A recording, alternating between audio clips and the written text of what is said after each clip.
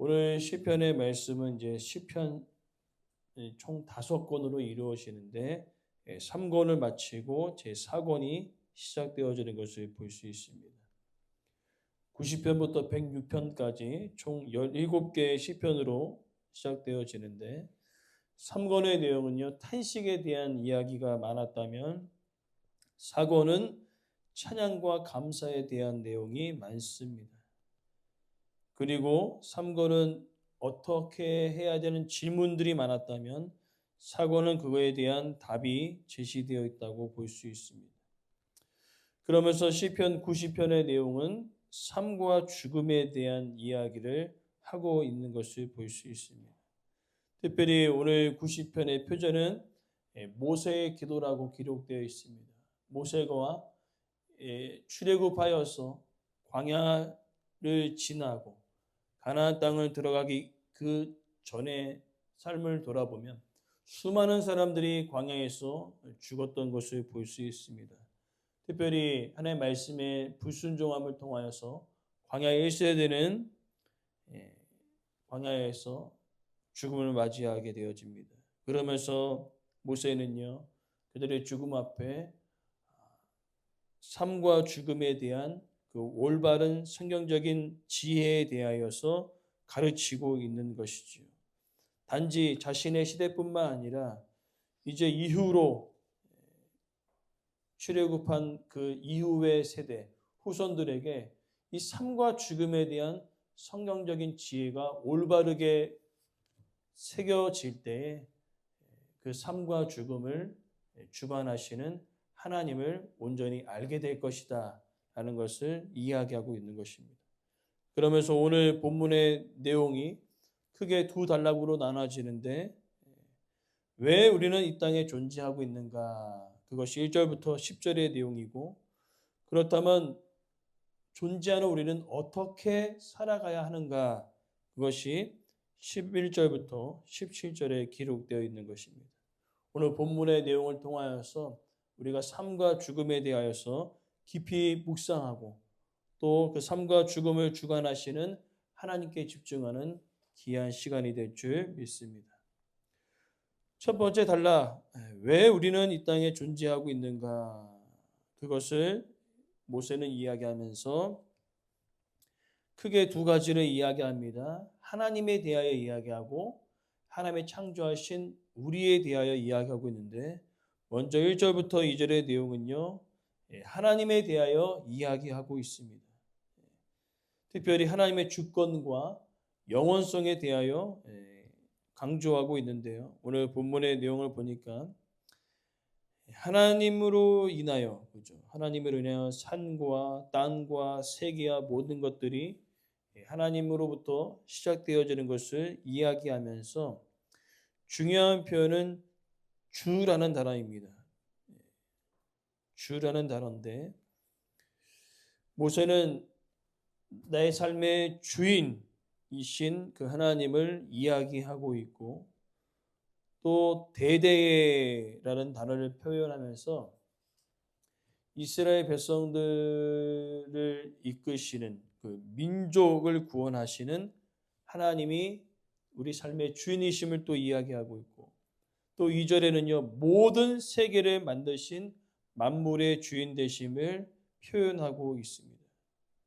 그러면 그 만물의 주인이시고 우리를 만드신 그 하나님은 무슨 일을 하셨는가? 1절에 우리의 거처가 되셨다고 이야기합니다. 무엇이냐면 하나님께서 이스라엘 백성들을 출애굽하고 계셨을 때 그들은 정처 없이 광야를 방황하고 있습니다. 애굽에서 나그네의 삶을 살았고요. 그 다음에 광야를 쭉 지나는 그 여정 가운데 그들이 거처가 없었다는 겁니다. 안전한 장소가 없었다는 겁니다. 그러나 중요한 것은 안전한 장소가 없었음에도 불구하고 하나님이 그들의 거처가 되어 주셨다는 것은 가장 안전한 곳으로 하나님께서 그들을 보호하고 인도하셨다는 것을 이야기하고 있는 것을 볼 수 있습니다. 그렇다면 하나님께서 그들의 안전한 곳이 되어 주셨는데 언제부터 하셨는가? 2절의 말씀, 영원부터 영원까지. 아주 중요한 표현입니다. 하나님의 속성 가운데 불변성을 가리키고 있습니다. 산과 땅이 생기기 이전부터 하나님은 영원부터 영원까지 존재하고 계시다는 것을 이야기하고 있는 것이죠. 그러니까 세상이 시간이 지나면서 변하지만은 변하지 않는 분이 한 분 계시는데 그분이 바로 하나님 되심을 선포하고 있는 것입니다. 이것이 왜 중요하냐? 하나님께서 모든 것을 만드시고 하나님께서 우리를 지으셨기 때문에 하나님 없이는 이 세상이 존재할 수 없고 하나님 없이는 이 땅의 모든 자들이 존재할 수 없다는 것입니다. 그것을 바로 모세는 기록하고 있는 것이죠.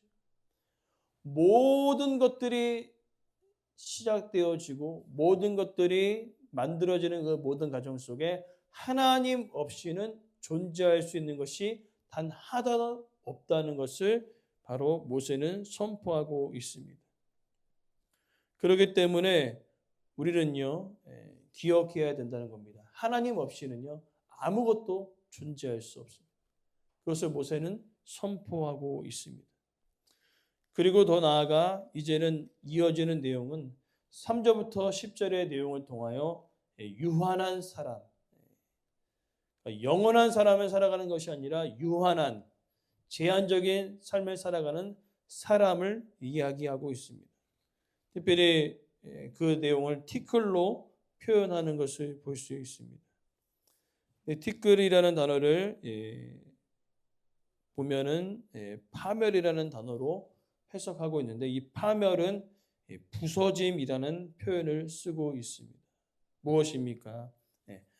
하나님께서 인간들을 바라봤을 때 부서지고 흩어지고 사라지는 그런 유한한 인간임을 바로 하나님과 사람을 대조하고 있는 것입니다. 하나님은 영원합니다. 그러나 사람은 때가 되면 태어나서 죽는 것이 유한한 인간인 것을 모세는 강조하고 있는 것이지. 그러나 중요한 것은 그렇게 태어나서 죽는 인생이지만 그들은 하나님의 형상으로 창조된 사람임을 기억하라는 것을 이야기하고 있습니다. 그러면서 중요한 것은 왜 사람에게 죽음이 왔는가? 하나님께서 창조하셨는데 3절의 내용을 보니까 죽음이라는 거죠. 1절, 2절을 생략하고 3절만 딱 생각하면 하나님께서 왜 사람을 만드셨을까라고 의문을 갖는 거죠. 아니 죽이실 것을 왜 만드셨을까라고 생각하는데 그 죽음이 언제부터 시작되는 것을 모세는 저기 올라가서 창세기 사건을 다루고 있습니다. 하나님께서 에덴 동산 가운데 하나님과 풍요롭고 평안한 가운데 잘 살게 하셨는데 스스로 그들이 하나님과 같이 되기 위하여 선악과를 먹음을 통하여 그들에게 죽음이 찾아왔다는 거죠. 그러니까 하나님은 그들과 함께 잘 살기를 원하셨고 평안한 가운데 교제하며 살기를 원하셨지만 그것을 스스로 제안한 사람이 누구죠? 사람이라는 거죠. 그래서 사단이 이야기합니다. 이 선악과를 먹으면은 너가 하나님같이 돼. 정말 대단하지 않니? 그렇게 했을 때 하와가 그 꼬임에 넘어가고 하와부터 아담에 이르기까지 그 꼬임에 넘어감을 통하여서 무엇입니까? 인류 최초의 죄로 인하여 우리에게 찾아온 것은 죽음이라는 거죠. 그것을 이야기하고 있는 것입니다. 하나님께서 말씀하셨죠. 선악과를 따먹는과 동시에 반드시 죽으리라. 근데 먹고 바로 죽었나요? 그것이 아니라 하나님과 영으로서 교제했던 그 영이 죽어버렸던 것입니다. 그렇기 때문에 이제는 그 영이 죽어 있었기 때문에 하나님께는 예수 그리스도를 보내셔서 예수 그리스도를 믿는 자들이 그 영원히 살아남을 통하여 하나님과 교제할 수 있는 놀라운 축복을 허락하여 주셨다는 거죠. 그러나 그 이전까지는요, 제사를 통하여서 하나님께 나아갔다는 겁니다. 그러나 단지 그것은 죄를 해결할 뿐이지 그 영은 온전히 회복되지 못한 상황이었다는 거죠. 그 이야기를 모세는 계속 이야기하고 있습니다. 그러면서 4절부터 6절에 사람이 얼마나 연약한지를 이야기하고 있는데 하나님은 천년이 어제와 같습니다. 우리가 100년을 한 세기로 보자면 천년은 더 큰 의미이지 않습니까? 왜냐하면 우리는 100년 이상을 살아가지 못하는 유한한 사람인데 하나님 입장에서는 천년이 하루같이 순식간에 지나간다는 겁니다. 왜 그렇습니까? 하나님 영원부터 영원까지 존재하시는 분이기 때문에 하나님 입장에서 천년은 아무것도 아니라는 거죠. 우리 입장에서는 천년이 엄청나게 길어 보이지만 하나님 입장에서는 그것이 아니라는 것이죠. 그러면서 5절의 표현이 홍수처럼 쓸어 가신다는 겁니다. 그러니까 우리 인생이 순식간에 지나가는 거죠. 그리고 아침에 돋는 풀, 또 6절에 풀과 같이 이야기하고 있습니다. 당시 그 이스라엘 백성들은 이 이야기를 확연하게 이해될 것입니다. 광야가 어떤 곳입니까? 뜨거운 태양 아래 풀이 딱 자라났다가 뜨거운 태양을 마주하게 되면요, 순식간에 말라서 비틀어서 없어지는 것이 바로 풀이라는 거죠. 그처럼 우리의 인생이 바로 그와 같다고 모세는 표현하고 있는 거죠. 하나님 앞에 우리의 인생은요, 순식간에 지나가는 것이라는 거죠. 그러나 풀만 그렇습니까? 우리 인생도 마찬가지죠. 사람도 마찬가지입니다. 10대, 20대만 되면요, 뭐 건강을 자랑하고 뭐 이야기하지만 이제 40이 넘어가면요, 친구들끼리 모여서 이야기하는 것은 고장난 몸을 이야기합니다. 예전에는 막 이렇고 저렇고 어디 놀러 가고 하지만 40대가 넘어가면 친구들끼리 모여서 여기가 아프고 저기가 아프고 이야기합니다. 또 이야기하죠. 기억력이 떨어지고 그 다음에 머리 스타일을 이야기하는 것이 아니라 머리를 씹는 이야기를 하는 거죠. 그런 유한한 존재라는 것이지요. 언제 죽을지 죽음에 대한 그런 질문을 시간이 지나면서 한다는 것이죠. 그러면서 모세가 이야기하기를 7절 말씀에 우린 주의 노에 소멸되어 주의 분내심에 놀란다. 하나님 앞에 소멸되어 사라지는 인생과도 같다고 이야기하고 있습니다. 그런 표현들을 이제 8절, 9절, 10절에 반복해서 이야기하고 있는 것이지. 9절에 모든 날이 우리 평생이 순식간에 지나간다.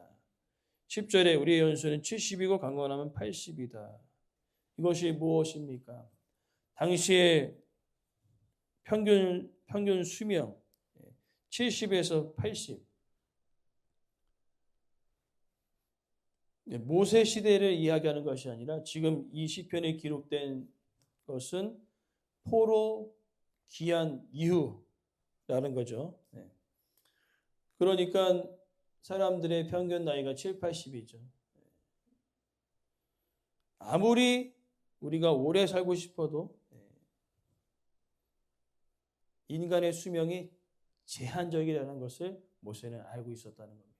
아무리 우리가 이 세상에 아둥바둥하고 살지라도 우리는 끝을 달려가는 인생이라는 것이죠.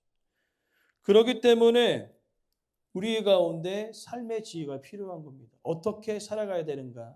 그죠? 하나님 앞에 사람은 유한한 존재이기 때문에 시간이 지나면 소멸되고 사라지는, 풀과 같이 사라지는 인생이라는 겁니다. 그러면 우리는 중요한 질문을 해야 되죠. 그렇다면 이와 같이 순식간에 사라지는 인생이라면 우리는 어떻게 살아가야 되는가? 그 이야기를 11절부터 17절에 이야기하고 있는 것입니다. 모세는 먼저 이와 같은 아는 것을 지혜가 필요하면 이야기합니다. 11절부터 12절에 보니까요. 우리날 개수하면 가르치자 지혜로운 마음을 얻게 하소서. 이 지혜로운 마음은 무엇입니까? 우리의 인생이 언젠가는 끝난다는 것. 유한한 인생이라는 것을 깨닫는 지혜를 달라는 거죠. 그러나 세상 사람들은 어떻습니까? 나는 안 죽는다는 거죠. 모세의 시대도 마찬가지입니다. 삶이 끝나면서 죽음이 찾아오지만 자신은 안 죽는다고 계속 이야기하면서 이 땅에서 영원토록 살 것을 기대하며 살아가지만 중요한 것은 그것은 어떻습니까? 시간이 지나면서 죽음에 대한 것들을 인지하며 살아간다는 겁니다. 쉽게 설명하면 이와 같다는 거죠. 우리가 10대, 20대, 30대 언제 죽을까 생각하십니까? 생각하지 않죠. 그럼 죽음에 대해서 언제 생각할까요? 바로 이제 70, 80이 넘어가면서 내 사랑하는 가족들이 한 분 한 분 떠남을 통하여서 이 죽음에 대한 것들을 깊이 인식한다는 겁니다. 그렇기 때문에 성경은 이야기하죠. 결혼식보다 어디를 많이 가라고 하죠? 초상 장례식을 많이 가라는 이유는 뭐냐면 우리의 인생이 이와 같이 끝나는 것을 생각하며 어떻게 살아가야 함을 지혜롭게 생각하라는 것이죠. 오늘 모세도 마찬가지입니다.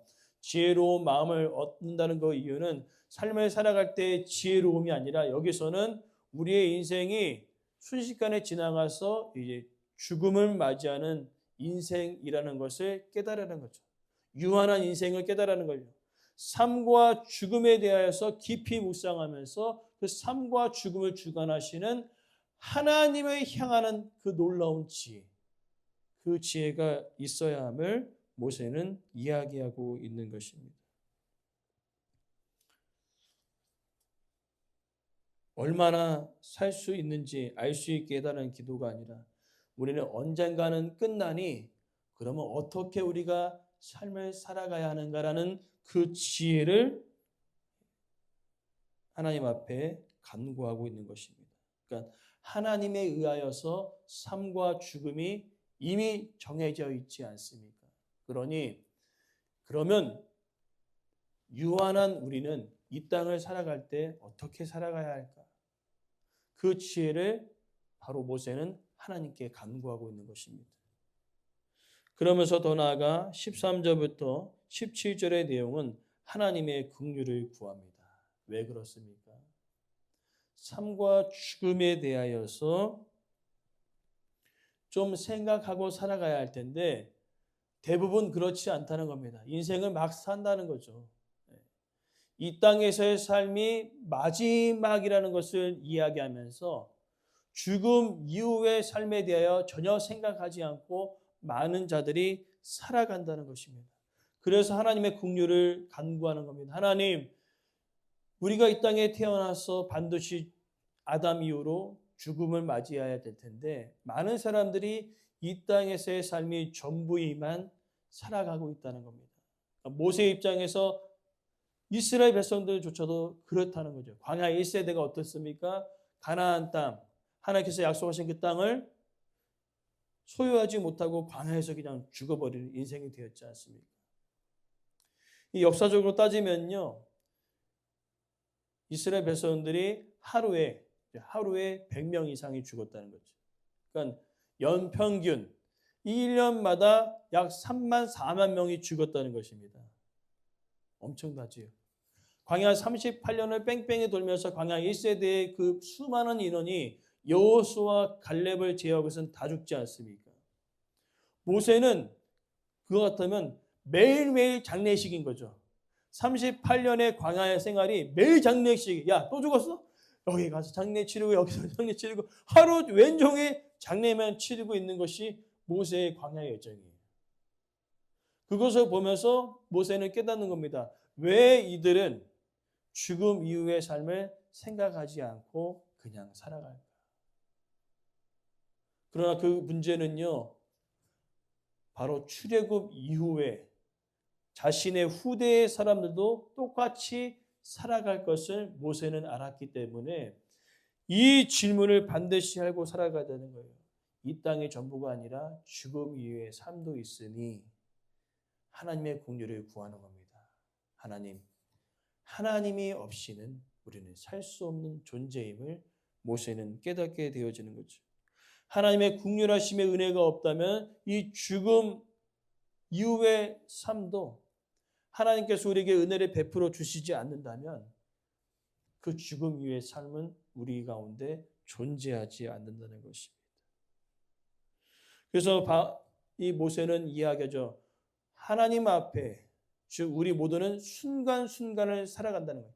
잠깐 안개와 같은 그 인생을 살아가지만 그 안개와 같은 그 인생을 살아갈 때 우리가 가져야 가장 중요한 지혜는 삶과 죽음을 주관하시는 하나님을 알아야 하고 그리고 더 나아가 죽음 이후에 그 영원한 삶을 주시는 그 하나님의 긍휼하심을 우리가 깨닫지 않는다면 우리는 어떻게 해요? 가장 불쌍한 존재가 될 것이다 라고 모세는 이야기하고 있는 것입니다. 그러면서 오늘 우리의 말씀을 생각하며 우리는 기억해야 합니다. 우리 모두는요 언젠가는 죽음에 이릅니다. 그러나 많은 사람들은요 이 땅에서의 삶이 전부인 양 살아가고 더 나아가 죽음 이후의 삶을 전혀 생각하지 않는다는 겁니다.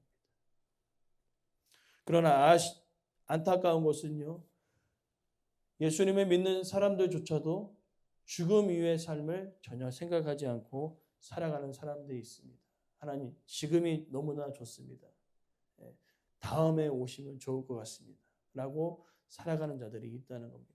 중요한 것은 우리는 잠깐 이 땅에서 살아가는 안개와도 같은 주님 앞에 풀과 같이 소멸되는 인생, 유한한 존재임을 우리는 깨달아 알아야 된다는 것이죠. 그리고 더 나아가 우리는요, 죽음 이후의 삶을 반드시 기억해야 한다는 겁니다. 그러기에 오늘 모세가 이야기한 것은 분명합니다. 삶과 죽음, 이 모든 것을 주관하시는 분은 하나님이시고 그리고 더 나아가 영원부터 영원까지 존재하시는 그 하나님은 죽음 이후의 삶도 우리 가운데 허락하신다는 거죠. 그러기에 기억해라는 그 지혜, 무슨 지혜입니까?